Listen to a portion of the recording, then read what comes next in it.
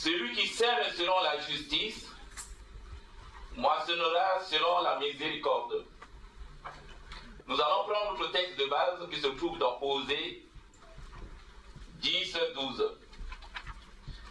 Je demanderai à la sœur de nous aider pour la lecture. Semez selon la justice, moissonnez selon la miséricorde. Défrichez-vous un champ nouveau. Il est temps de chercher l'Éternel, jusqu'à ce qu'il vienne et répande pour vous la justice. Amen. Amen. Cette année, tu vas récolter. Amen. Ça ne dépend pas de ce que tu as fait l'année dernière, mais ça dépend de la miséricorde de Dieu. Yes. Alléluia. Pourvu que l'année dernière, tu étais dans la justice de Dieu. C'est quoi la justice? La justice est un principe moral qui exige le respect de droit et de l'équité. C'est ça la justice. Vous savez, il y a plusieurs justices. Il y a la justice de l'homme, ou la justice des hommes, et la justice des dieux. Le monde actuel vit dans la peur. La peur de manquer. Tout le monde vit dans la peur. La Bible dit tout simplement dans le livre de Psaume 2:1, pourquoi ce tumulte parmi les nations, ces vaines pensées parmi les peuples. Lorsqu'on regarde autour de nous, on voit que l'argent commence à perdre la valeur. Le pouvoir d'achat diminue. Les gens se posent des questions. Les gens sont dans des frénésies pas possibles. Les gens sont dans une exaltation violente. Pourquoi? Ils ont peur de manquer. On voit par exemple une famille qui mise sur ses enfants ou ses enfants. Tu payes les études. L'enfant termine les études. Mais à la fin, il n'y a plus de travail. Il n'y a pas de travail. Tout ce que tu as semé, tu n'as pas pu récolter. Il y a des gens qui ont mis leur argent à la bourse. Mais malheureusement, les cours sont effondrés. Ils n'ont rien récupéré de leur argent. Parce qu'ils sèment selon la justice humaine. D'autres, ils achètent, par exemple, un cheval de course. Ils vont dire que ce cheval a gagné, je vais avoir beaucoup d'argent. Ils ont misé. Ils ont semé sur ce cheval. Mais le cheval n'a jamais gagné. C'est le monde dans lequel nous vivons. Le monde dans lequel nous vivons, lorsque on sème, on n'est pas sûr de récolter. Parce qu'on sème selon la justice des hommes. C'est quoi la justice? La justice, ça veut dire tout simplement que lorsque je fais telle chose, alors je dois récolter telle chose. Mais la Bible parle de la miséricorde de Dieu. Ça veut dire que lorsqu'on parle de la miséricorde, ça ne dépend plus de ce que tu as semé. Ça dépend de la grâce de Dieu. Cette année, on a déclaré que cette année, c'est une année de récolte, de moisson. Et beaucoup se posent des questions, mais moi, je n'ai pas moissonné, je n'ai pas semé l'année dernière. Qu'est-ce que je vais récolter? Moi, je n'ai rien fait l'année dernière. Je viens de me convertir, je ne connaissais pas Dieu. Et voilà que je viens à l'église, on me dit que c'est une année de récolte. Mais la grâce de Dieu est là pour toi. Amen. On a l'habitude de dire, celui qui sème peu, récolte peu. Ça, c'est la justice de Dieu, de l'homme. Tu sèmes peu, tu récoltes peu. Mais avec Dieu, lorsque tu sèmes dans la justice de Dieu, alors ce que tu vas récolter ne dépend pas de ce que tu as semé. Ça dépend de la justice de Dieu et de la miséricorde de Dieu. Amen. La miséricorde, c'est tout simplement le fait que Dieu te donne ce que tu ne mérites pas. Amen. Tu ne mérites rien, mais Dieu te le donne.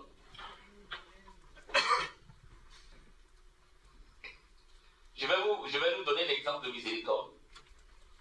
Il y avait un monsieur qui s'est levé le matin. Comme il avait un grand champ, il cherchait des gens pour venir travailler dans son champ. Il y en a qui sont arrivés à 6 h du matin, à 8 h, d'autres sont arrivés à 10 h, à 14 h, jusqu'à 16 h. Et le soir, il a commencé à les rémunérer. Il a commencé à ceux qui sont arrivés à 16 h. Ceux qui sont arrivés depuis le matin, ils ont pensé que, comme il a donné tel montant à ceux qui sont arrivés à 16 h, pour nous, ça va être le double, parce que nous avons commencé à travailler depuis le matin. Voilà qu'il a donné à tout le monde la même façon. Il a utilisé, il y avait la justice, il y avait aussi la miséricorde. Alléluia. Ceux qui sont arrivés à 16 h, ils ont obtenu miséricorde de la part de cette personne. Alléluia. C'est pour te dire, c'est pour nous dire que cette année, nous allons récolter, pas selon la justice, mais c'est dans la miséricorde de Dieu. Amen. Parce que Dieu lui-même a dit que cette année, c'est une année de récolte. Quel que soit ce que tu as fait l'année dernière, tu es mis sur le bénéfice de cette grâce. Tu es mis sur le bénéfice de la miséricorde. Et tu vas récolter. Vous savez, en Israël, la parole de Dieu nous dit que lorsque quelqu'un moissonne son champ, il ne va pas tout moissonner. Il laisse une partie pour les pauvres. Il laisse une partie pour les gens qui n'ont pas de moyens. Mais toi qui n'as pas semé l'année dernière, Dieu a réservé quelque chose pour toi. Alléluia. Ne t'inquiète pas, c'est une fête. Dieu a réservé quelque chose pour toi. Pourvu que tu entres dans la justice de Dieu, dans cette justice. Même si tu n'as pas fait de grandes choses de l'année dernière, demande à Dieu tout simplement, Seigneur, moi je ne te connaissais pas l'année dernière, mais fais ma grâce. Dieu va te faire entrer dans cette justice. Amen. Nous allons entrer maintenant au grand 1. Ce que tu sers a une nature. Tout ce que nous faisons a une nature. Ça, c'est le grand 1. On voit dans Genèse 14, 17 à 21. Je vais rapidement lire. Après qu'Abraham fut revenu vainqueur de Kédor Laomer et des rois qui étaient avec lui, le roi de Sodome sortit à sa rencontre dans la vallée de Chavé, qui est la vallée du roi. Melchisedec, roi de Salem, fit apporter du pain et du vin. Il était sacrificateur du Très-Haut, du Dieu Très-Haut. Il bénit Abraham et dit, béni soit Abraham par le Dieu Très-Haut, maître du ciel et de la terre. Béni soit le Dieu Très-Haut qui a livré tes ennemis entre tes mains. Et Abraham lui donna la dîme de tout. Alléluia. Ici, Abraham qui est revenu d'une bataille qu'il a remportée. Et voilà qu'un homme qui s'appelait Melchisedec se trouvait devant lui. La parole de Dieu nous dit que Melchisedec était le roi de Salem. Et Abraham lui donna la dîme de tout. Pourquoi j'ai pris ce passage? Nous allons voir que ce que Abraham a fait, les conséquences qui viendront après. Il a donné la dîme à Melchisedec. Ce que nous faisons aujourd'hui, Généralement, on a l'habitude de dire, celui qui sème de la tomate va récolter de la tomate. Ça, c'est la justice humaine. Mais la justice de Dieu, tu peux semer de la tomate, tu récoltes autre chose. Alléluia. Ou tu vas récolter plus que Dieu va te donner de la tomate, mais il va te donner aussi des fraises. Amen. Amen. Amen. Et Abraham vint devant Melchisedec et il donna toutes les dîmes. Ce que nous sémons a une nature. Une deuxième situation qui se trouve dans Genèse 18, 1 à 4. L'Éternel lui apparut parmi les chênes de Mamré, comme il était assis à l'entrée de sa tente pendant la chaleur du jour.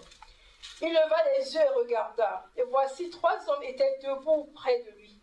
Quand il les vit, il courut au-devant d'eux, depuis l'entrée de sa tente, et se prosterna en terre. Et il dit, « Seigneur, si j'ai trouvé grâce à tes yeux, ne passe point, je te prie, loin de ton serviteur. Permettez qu'on apporte un peu d'eau pour vous laver les pieds et reposez-vous sous cet arbre. » Amen. Vous voyez qu'il y avait 3 personnes qui passaient là, à côté de la tombe d'Abraham. Et Abraham a offert à ces 3 personnes l'hospitalité. C'est ce que Dieu nous demande de faire. Et c'est ça la justice de Dieu. La justice de Dieu, c'est obéir à la parole de Dieu. La justice de Dieu, c'est suivre l'instruction de Dieu. La justice de Dieu, c'est suivre ce que Dieu nous dit de faire. Quand tu es chrétien, aie cette habitude de recevoir les personnes chez toi, de faire du bien. Et ce que Abraham vient de faire, Abraham va récolter. Et ce que Abraham va récolter va dépasser même ce qu'il a semé. Alléluia. Il a dit, restez là. Je vais vous donner un peu de pain. Vous allez manger, je vais vous donner de l'eau. Vous allez vous désaltérer avant de continuer votre chemin. Et le petit geste que j'appelle petit geste que Abraham a offert à ses invités, aujourd'hui, on en parle. Aujourd'hui, toi et moi, si nous sommes réunis en ces lieux, c'est par rapport à ce que Abraham a fait il y a de cela à peu près 5000 ans. Amen. Agir selon la justice de Dieu. Lorsqu'on agit selon la justice de Dieu, alors on va récolter selon la miséricorde. Cette année, je vous dis que c'est selon la miséricorde de Dieu. Tu vas récolter, tu vas moissonner jusqu'au-delà de ce que tu espérais.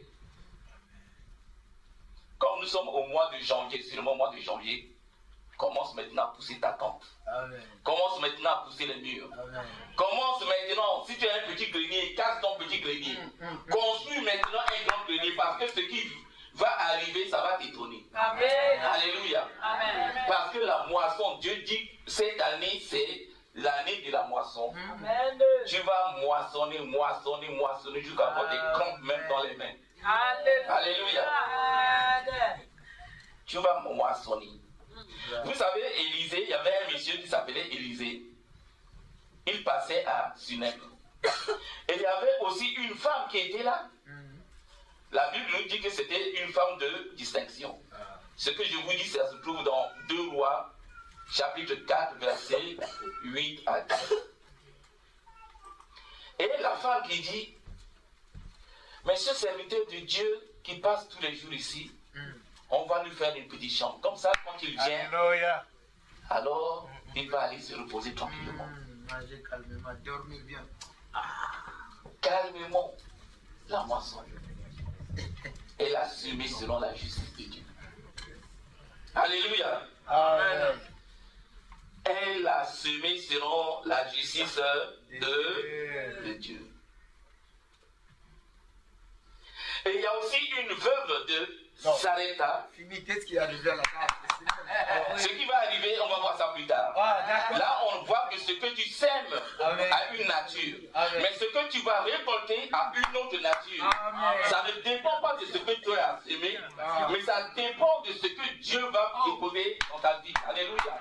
Parce que tu as semé selon la justice, alors tu vas récolter selon la miséricorde. Or, la miséricorde nous dit tout simplement que ça ne dépend pas de toi, ça dépend de la volonté de Dieu. Amen. Dieu ne nous bénit pas par rapport à ce que nous avons fait hier, mais par rapport à son amour, par rapport à sa grandeur. Alléluia. Là, c'est la nature de ce que nous avons fait dans le passé. C'est pour nous dire que même si nous n'avons pas fait grand chose dans le passé, mais parce que nous sommes dans la logique de Dieu, parce que nous sommes dans la justice de Dieu, alors cette année Dieu va nous étonner. Alléluia. Comme il étonne toujours son peuple. Et voilà que la veuve de Sarepta, il y avait une veuve à Sarepta qui avait, elle ramassait du bois pour aller faire du pain et manger et puis mourir parce qu'il y avait la famine. Élie qui arrive, qui lui dit, fais d'abord à moi, je vais d'abord manger et toi tu vas manger après. Vous savez, c'est des moments difficiles. Il y a des gens qui s'aiment que lorsque tout va bien, lorsque tu as de l'argent rempli, tes poches remplies, là tu es prêt à semer. Mais lorsque tu sèmes dans des difficultés, dans des temps difficiles, dans des moments que je dis, moments farouches, où tu n'as rien, ta bénédiction va être multipliée par élevé, puissance, puissance, puissance. Alléluia. Et voilà que cette dame, elle n'avait rien du tout. C'était la petite farine qu'elle avait. C'était le dernier, ce qu'elle avait. Elle a écouté la voix de Dieu. Lorsque nous écoutons la voix de Dieu, alors c'est là que nous allons déclencher l'impossible. Lorsque nous écoutons la voix de Dieu, nous entrons dans notre bénédiction. Nous allons secouer la sphère céleste et l'écluse des cieux va s'ouvrir et nous allons recevoir notre bénédiction. La femme a regardé, a dit, mais je n'ai que ça, si je te donne, et moi alors, elle a écouté la voix de Dieu. Elle a semé selon la justice. Semer selon la justice. Ne regardez pas la situation. Ne regarde pas ce qui t'entoure. Ne regarde pas ce que toi tu vois. Mais écoute seulement la parole de Dieu. Alléluia. Parce que l'homme réfléchit beaucoup. L'homme fait des calculs. Il a une logique humaine. Il voit les choses, il raisonne par rapport à son cerveau. Mais la réalité de Dieu, Jésus-Christ un jour vous disait, mais je vous explique les choses que vous voyez tous les jours, vous ne comprenez pas. À plus forte raison, si je commence à vous expliquer, à vous dire les choses célestes, vous allez rien comprendre. Parce que vous savez, la logique céleste, la logique spirituelle, elle est différente de la logique naturelle ou terrestre. Vous savez, dans le monde dans lequel nous vivons, pour être grand, il faut mépriser l'autre. Il faut aller vendre l'autre pour prendre sa place. Et nous connaissons dans ce monde, il y a des gens qui sont restés dans l'histoire. Parce que tout simplement, ils ont tué beaucoup de personnes. On parle toujours de Hitler. Il est entré dans l'histoire. Tout le monde sait ce que Hitler a fait. On parle de beaucoup de présidents qui sont entrés dans l'histoire. Mais on sait ce qu'ils ont fait. Mais il y a un homme. Il est entré dans l'histoire de l'humanité. Il n'a pas cherché à rabaisser quelqu'un pour s'élever. qu'il s'est rabaissé. Il n'a pas pris l'argent de quelqu'un pour être riche. La Bible nous dit qu'il s'est appauvri pour que nous soyons riches. Alléluia. Vous savez, j'ai compris pourquoi la Bible nous dit qu'il ne faut pas prêter de l'argent avec intérêt. Tu comprends pourquoi la Bible dit que les choses avec intérêt, c'est mauvais. Pourquoi? Même les gens qui sont autour, tu peux gagner des millions. Mais les millions là, c'est parce que tu as appauvri des gens, parce qu'ils ont donné. Les gens qui n'ont pas gagné, c'est leur argent qu'on te donne. Donc tu appauvris quelqu'un. Alléluia. Mais Jésus-Christ, il s'est appauvri pour que toi tu deviennes riche. Lorsque Dieu te donne quelque chose, une richesse, il ne va pas déshabiller Pierre pour habiller Paul. Mais il peut donner à Pierre, il peut donner à Paul,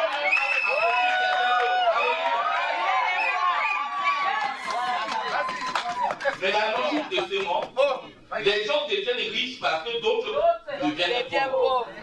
Les gens deviennent grands parce que d'autres sont rabaissés. Même si vous êtes 10 000, Dieu veut élever tout le monde, il va élever. Et cette année, Dieu va élever tout le monde. Il ne va pas abaisser quelqu'un. Pour prendre ce qu'il a donné à quelqu'un. Parce que papa est millionnaire. Alléluia. Notre papa est multimilliardaire. Il venait un empire. C'est lorsque la parole de Dieu dit que c'est lorsque tu donnes que tu t'enrichis. La logique de l'homme, tu prends une bouteille remplie. Quand tu verses dans le verre, ce qui est dans le verre manque dans la bouteille. Ouais. Mais avec Dieu, tu verses, tu mets comme ça, la même quantité. Alléluia. La logique de Dieu. Lorsque tu entres dans la justice de Dieu, Dieu va t'étonner. La justice de Dieu, elle est différente. C'est pour cela que Jésus-Christ, quand il est entré dans l'histoire, c'est différent. C'est différent. Parce que les gens qui sont entrés dans l'histoire, dans peu de temps, comme c'est l'histoire sur la terre, ça va s'effacer. Quand la terre, Dieu va consumer, brûler la terre, leur histoire va s'effacer. Mais Jésus-Christ d'éternité. On va parler de Jésus-Christ. Nous allons vivre l'éternité avec lui.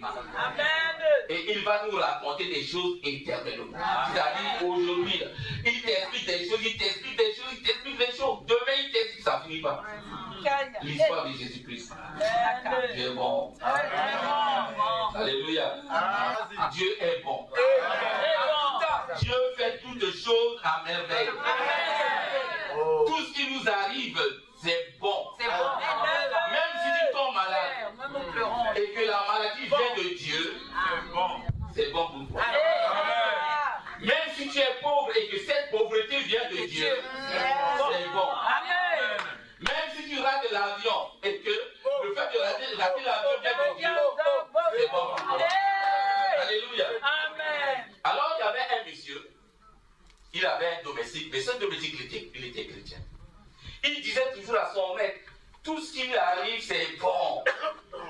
Quand quelque chose arrive, son maître est en train toujours de se lamenter. Il a dit, patron, tout ce que Dieu fait est bon. Un jour ils sont allés à la chasse. Ils se sont fait attaquer par un lion.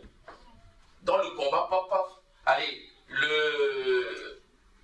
le serviteur a pu tuer le lion. Mais dans la bagarre, le lion lui a arraché un doigt. Bon. À son patron. Au patron de... Il y a peu le patron qui dit, mais tu dis toujours que ton Dieu, tout ce que Dieu fait est bon. Donc le fait qu'on m'arrache un doigt là, est-ce que tu penses que c'est bon? Il dit, mais oui, patron. Tout ce que Dieu fait est bon. Ah, le gars qui s'énerve, bon, allez, va en prison. Il va agiter en prison. Un jour, comme il aime bien la chasse, il est parti chasser. Comme il n'a pas l'habitude, il s'est perdu, il s'est retrouvé dans une tribu des cannibales. Et ça tombait mal pour lui. C'était le jour où on devait sacrifier quelqu'un pour leur vie. Ils l'ont pris, ils l'ont attaché, ils ont fait le feu, ils ont dansé, ils ont sauté, tout ça. Au moment où on voulait le mettre sur le feu, l'égorger, il y a un qui a remarqué, il n'a pas de doigt. Il a dit, mais il n'a pas de doigt. Il y a un doigt qui manque. On a regardé, il y a un doigt qui manque. Donc on ne peut pas l'offrir en sacrifice. On l'a libéré. Alléluia. Amen. En chemin, il revient à la maison, il réfléchit. Peut-être que ce que mon serviteur dit là, il est allé en prison pour le relâcher. Il va le relâcher. Il a dit, bon, je t'accorde que ce que tu dis que tout ce que Dieu fait est bon. Je t'accorde. Mais toi, pourquoi ton Dieu m'a poussé à te mettre en prison? Le serviteur qui dit, mais pardon.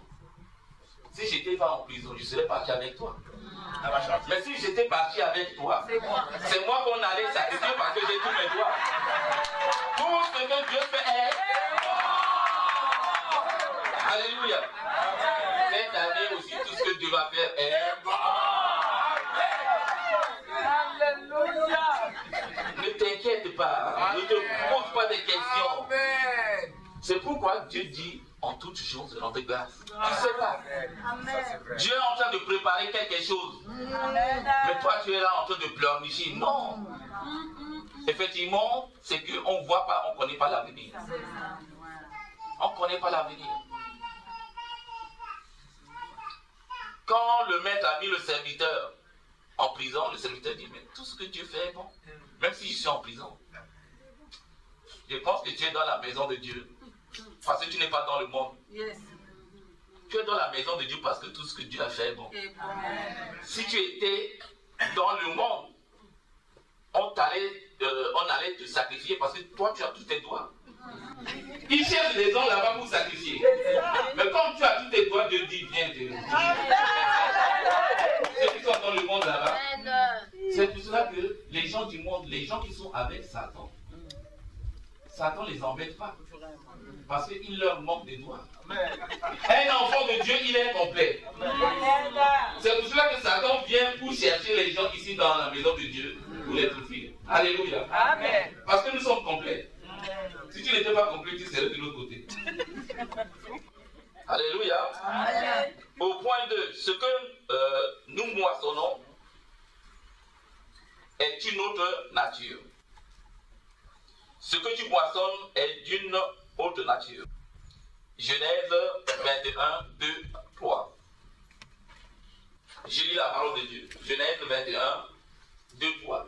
Sarah devint enceinte et elle enfanta un fils à Abraham dans sa vieillesse, au temps fixé dont Dieu lui avait parlé.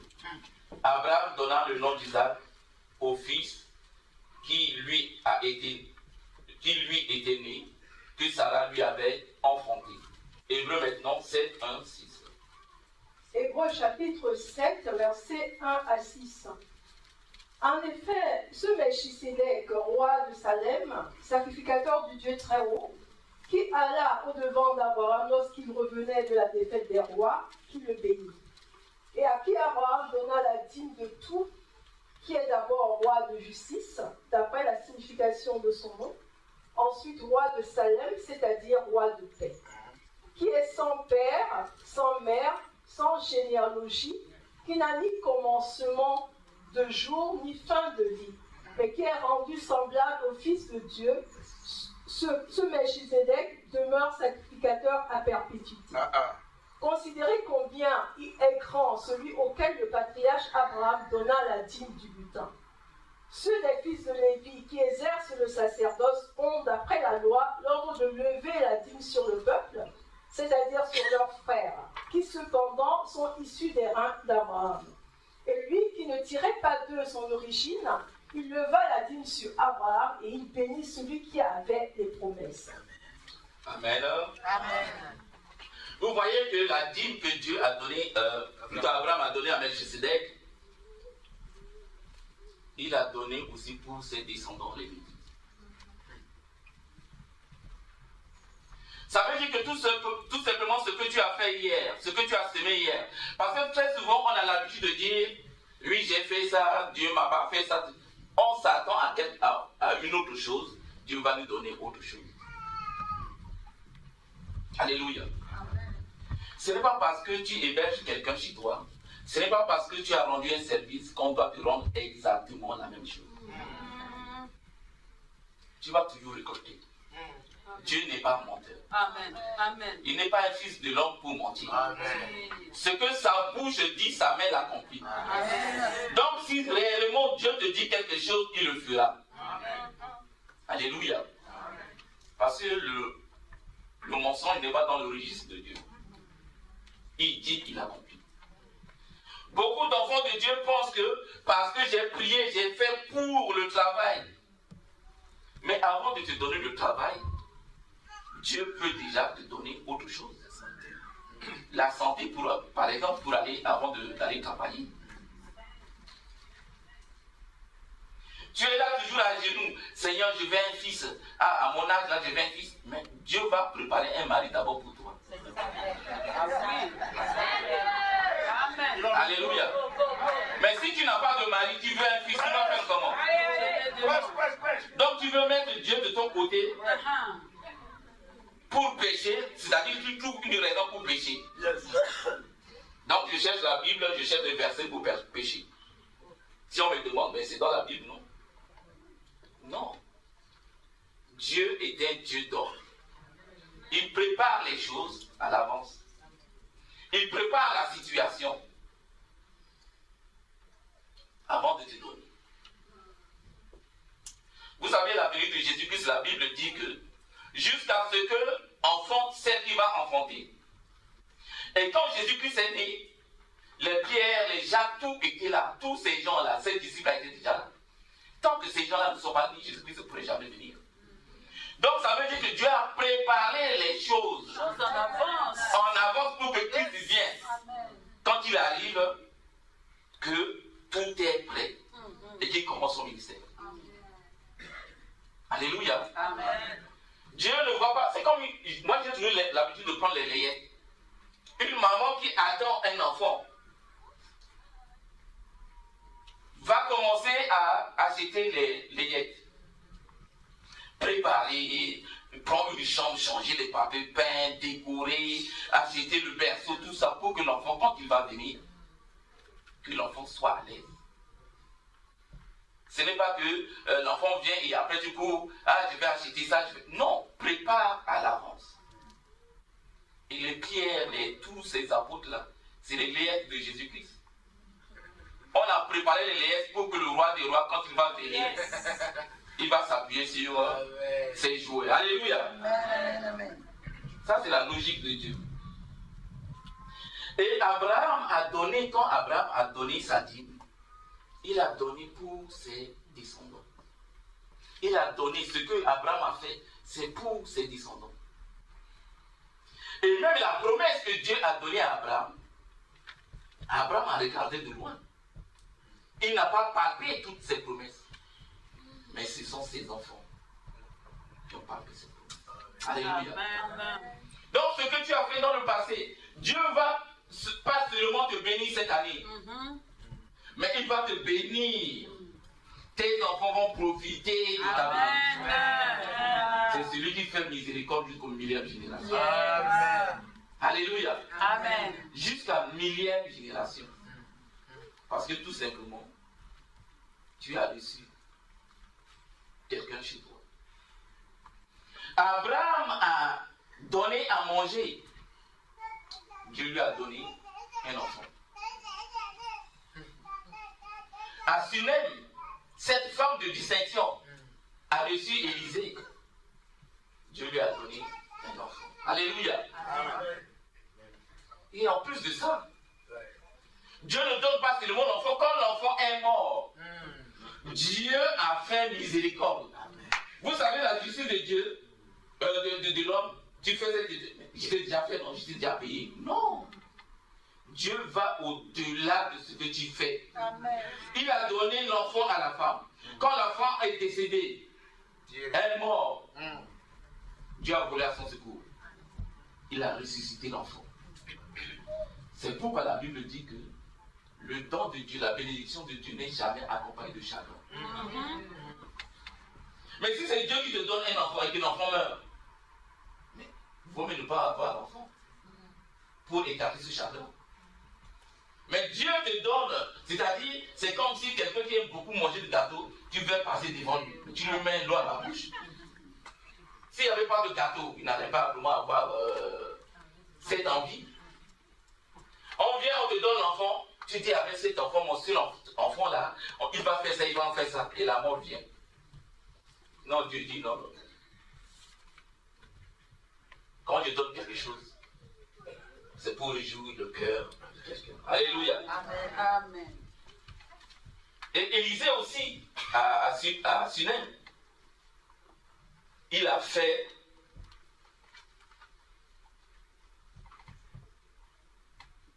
il a ressuscité l'enfant de cette femme. Il a joie est venue. Parce que cette femme a reçu Élisée chez elle. Élisée a demandé à Géasi, mais cette femme-là, qu'est-ce qui lui manque vraiment? Elle dit, ah, moi je vois qu'elle n'a pas d'enfant, tout ça. Et Élisée a dit, ce qui va se passer cette année, tu seras étonné. Ce que tu as fait dans le passé, je te dis, c'est des petites choses. Mais parce que tu es dans la justice de Dieu. Notre texte du départ, celui qui sème selon la justice de Dieu, celui qui sème selon la justice moissonnera selon la miséricorde. Tu ne vois pas moissonnant selon la justice. La justice est donnant. Alléluia. Amen. La justice est donnant. Ça veut dire que je mets mon argent, je place mon argent, c'est 1% d'intérêt, je vais, par rapport à cet intérêt, je touche 1% d'intérêt. Mais la justice de l'homme, elle est injuste. Parce que lorsque tu réfléchis, tu fais bien le calcul. Tu penses gagner, mais tu ne gagnes pas. Parce qu'un an après l'inflation, quand tu fais le calcul, ils ont toujours ajusté. Ton argent n'a pas bougé. Mais Dieu, quand il te bénit, tu es dans la joie. Dieu, quand il te bénit, tu es vraiment dans la joie. Alléluia. Amen. Au troisième point, ce que tu moissonnes est plus grand que ce que tu sèmes ou ce que tu as semé. Ce que tu moissonnes est plus grand que ce que tu as semé. Matthieu 13, 8. Une autre partie tomba dans la bonne terre. Elle donna du fruit, un grain 100, un autre 60, un autre 30. Amen. Amen. Ce que tu sèmes, un grain donne 100. C'est normal quand si je plante un manguier, ce n'est pas parce que ce que j'ai planté c'est un grain que dans le manguier je vais trouver qu'une seule mangue. Comme le manguier a beaucoup de branches, il va avoir aussi plusieurs mangues à chaque branche. Un seul grain. Mais si tu sèmes dans la maison de Dieu, peuple de Dieu, tu vas récolter et cela va dépasser ton intelligence. Amen. Ce que nous sèmons toujours est plus petit que ce que nous récoltons. Parce que nous sommes au temps de la miséricorde. Cette année, ce n'est pas un homme qui a déclaré que cette année, c'est une année de récolte. Mais c'est Dieu qui dit que cette année, c'est une année de récolte. Amen. Parce qu'il veut réjouir le cœur de ses enfants. Amen. Mais il faut profiter, il ne faut pas s'arrêter là. Fais de bonnes choses avec ce que Dieu te donne.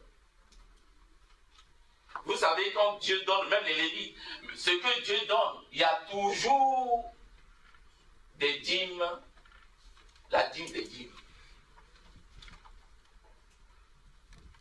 Parce qu'après 2019, il y aura 2020. Amen. Mais si tu veux que dans ta vie, tu récoltes toujours continuellement, ne t'arrête pas de faire du bien. Ne t'arrête pas de semer selon la justice de Dieu. Si tu veux voir la main de Dieu tous les jours, à tout instant, alors suis le conseil de Dieu. Tu vas voir que cette année, qui est déclarée comme l'année de la moisson, pour toi, ce n'est pas seulement 2019. 2020, l'année de la moisson. Même si Dieu dit que 2020, c'est l'année de la moisson commence et ça ne termine pas. Pour toi, ça va s'ajouter, ça va s'ajouter, ça va s'ajouter. Tu vas avoir d'autres choses, mais l'année de la moisson continue toujours. Alléluia. Amen. Fais du bien, ne te relâche pas. Celui qui fait du bien, il va toujours gagner. Parce que la victoire du chrétien sur le mal, c'est le bien. Le bien est toujours victorieux. Le bien triomphe toujours sur le mal. Alléluia. Donc la parole de Dieu nous dit que le grain qu'on a jeté, tu vas récolter au centuple. Un grain 100, un autre 60, un autre 30. Ça veut dire que tout ce que tu as fait dans le passé, ça va se multiplier. Ça va se multiplier parce que c'est une année de grâce de l'Éternel, une année de miséricorde, une année de récolte. Vous savez, pendant la récolte, les gens récoltent avec des cris de joie, avec des chants d'allégresse. Les gens chantent, parce qu'ils savent que vraiment, ce n'est pas le temps de la souffrance. Cette année, tu vas chanter. Au travail, tu vas chanter. Tu vas avoir la promotion. L'appartement que tu cherchais depuis aujourd'hui, cette année, tu vas avoir un appartement. Le travail que tu cherchais il y a de cela longtemps, tu vas travailler. L'enfant que tu cherchais depuis longtemps, tu vas avoir un enfant. Le mari que tu cherchais depuis longtemps, tu vas avoir un mari. La femme que tu cherchais depuis longtemps, tu vas avoir une femme. Parce que cette année, c'est une année de récolte. Alléluia. Tu ne vas pas faire d'efforts, ça va venir tout seul. Tu seras même étonné. Tout va changer. Tout ce que Dieu fait est bon. Nous allons conclure notre message.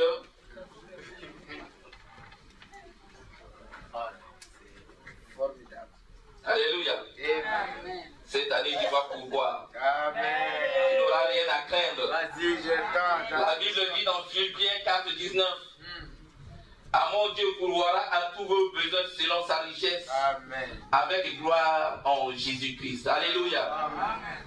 Notre vie, vous savez, notre vie dépend de notre semence. Ce que nous avons semé. La veuve de Sarepta a semé quelque chose. Mais lui, il n'a pas manqué sa maison. La farine n'a pas manqué. Parce qu'elle a su semer. Alléluia. Lorsque tu sèmes, Dieu vient à ton secours. Amen. Vous savez, il y avait dans le livre de Josué 6, 17, il y avait une prostituée, Rahab. Elle a semé aussi. Elle a semé, elle a caché les messagers. Et pour cela, sa vie est sauvée. La vie de sa famille, de ses frères, de ses cousins, la vie est sauvée. Et en plus de ça, elle qui faisait partie du peuple d'Israël, elle est entrée dans la lignée de Christ. Elle a moissonné selon la miséricorde. Selon la justice. Parce que tu as protégé les messagers, on te garde la vie sauve. Ça s'arrête là. Ça, c'est la justice. C'est juste. On t'a sauvé. Mais Dieu va au-delà de ça. Amen. Amen. Tu viens, tu vas faire partie de la lignée du Christ. C'est selon la miséricorde. Vous savez, très souvent, les gens sont gracieux, mais ils ne sont pas miséricordieux. Il ne faut pas confondre. On peut être gracieux et les chrétiens souvent, ils connaissent vraiment la parole de Dieu, ils sont gracieux. Mais ils ne sont pas miséricordieux. La Bible nous dit qu'un jour, il y a un enfant qui demandait à son père, papa, donne-moi la richesse là. Donne-moi ma part, je m'en vais. Le père lui a donné, hop, il est parti. Il a joué avec l'argent qu'il avait. Un jour, c'est entré en lui-même. Mais je souffre, j'ai un papa qui a de l'argent, qui a tout. Moi, je souffre ici, c'est pas normal. Je vais retourner vers mon père. Il arrive, c'est son père. Quand son père venait vers lui, il dit, papa, je t'ai beaucoup fait mal. Mais ce que je te demande, ne me considère pas comme ton fils. Je suis venu, embauche-moi, que je sois comme un serviteur. Je paye, comme ça, j'ai quelque chose. Le père a dit, oh, toi, qu'est-ce que tu es en train de dire? Tu es mon fils. Allez, une fête. Change la robe. Il donne les chaussures. Il donne la bague. Il donne tout.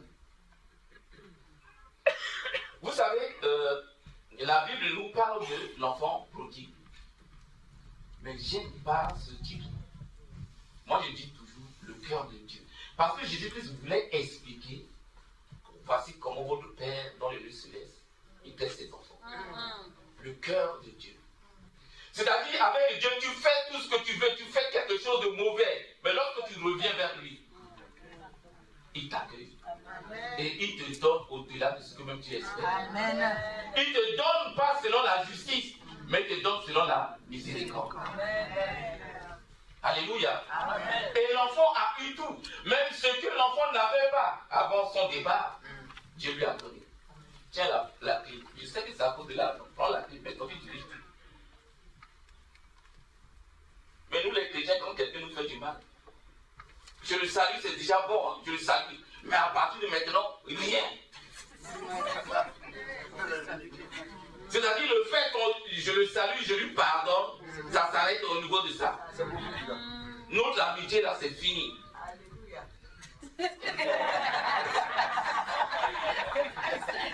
Mais la miséricorde de Dieu, c'est reprendre l'amitié, pas au-delà. Alléluia. C'est ça la miséricorde.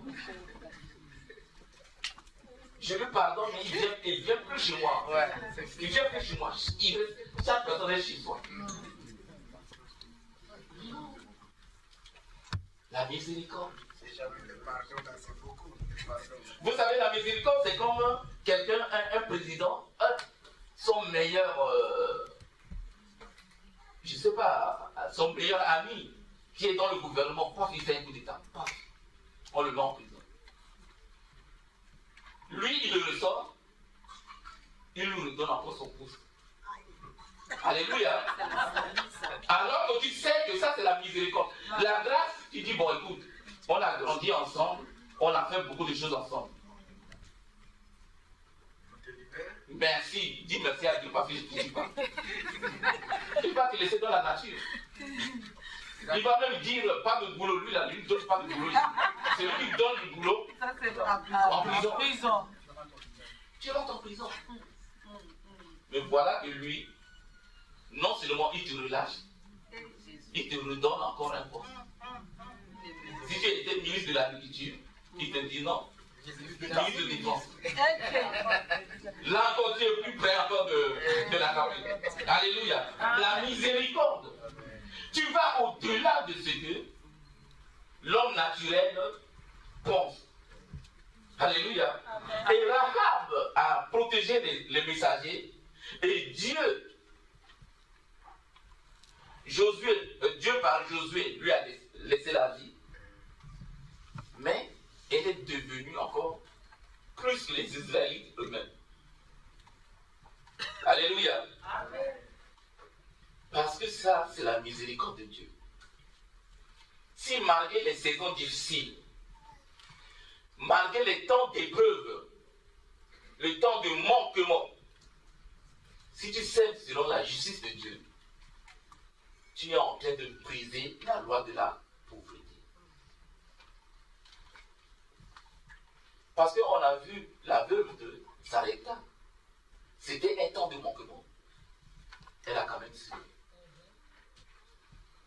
Parce que nous avons l'habitude toujours de semer lorsque on a tout, quand il y a quelque chose, il n'invite plus personne. Non. Avec le peu que tu as, partage. Alléluia.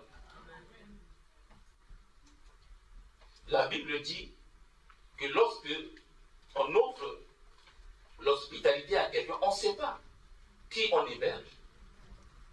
Et il y a des gens dans la Bible qui ont hébergé des anges sans le savoir.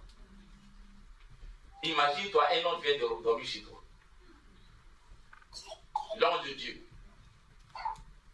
Alléluia.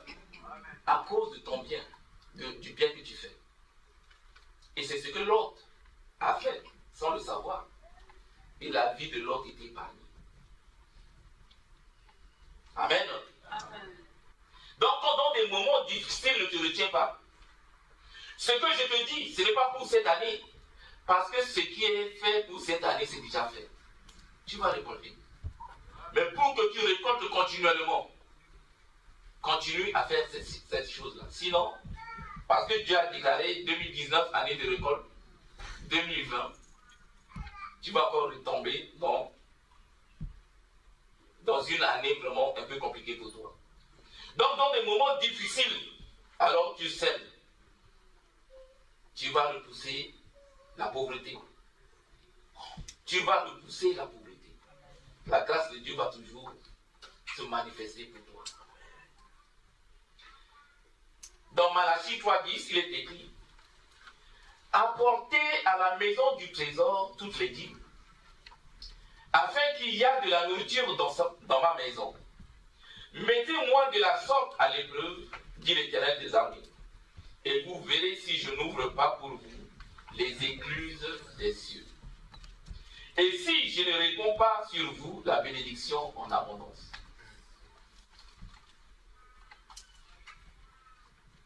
Cette année, continuez toujours à semer pour l'année prochaine. Tous les ans, sème. Mais ne sème pas en désordre. Sème selon la justice de Dieu. Amen. Sème selon la justice de Dieu. Parce que dans ce monde où nous sommes, comme je l'ai dit tout à l'heure, les gens, tout le monde est paniqué. Je mets de l'argent ici, je perds de l'argent. On a même vu les gilets jaunes. Il y a des gens qui ont travaillé toute leur vie. Arrivés à la fin de leur vie, on dit, pas de retraite. Oh, j'ai semé pendant des années, 42 ans de travail, 45 ans, 50 ans. J'ai cotisé. Parce que la justice de l'homme, ce n'est pas une justice. Parfois, c'est de l'injustice. Tu as travaillé. Tu as semé. Mais pour récolter que des miettes. Et le monde est dans une frénésie totale. Le monde est perdu. Mais ce que je veux te dire ce soir, tu n'es pas perdu. Parce que là où tu sèmes, tu moissonneras forcément. Amen. Parce que tu sèmes pas selon la volonté de l'homme, selon la justice de l'homme, selon la justice de ce monde, mais selon la justice de Dieu. Amen. Et la personne qui va te rémunérer, c'est Dieu lui-même. Alléluia. Alléluia. Amen. C'est pour cela que ta joie va être certaine. Cette année, change de démarche.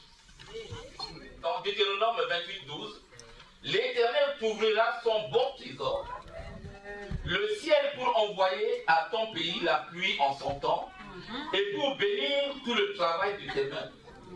Tu prêteras à beaucoup de nations. Amen. Et tu n'emprunteras point.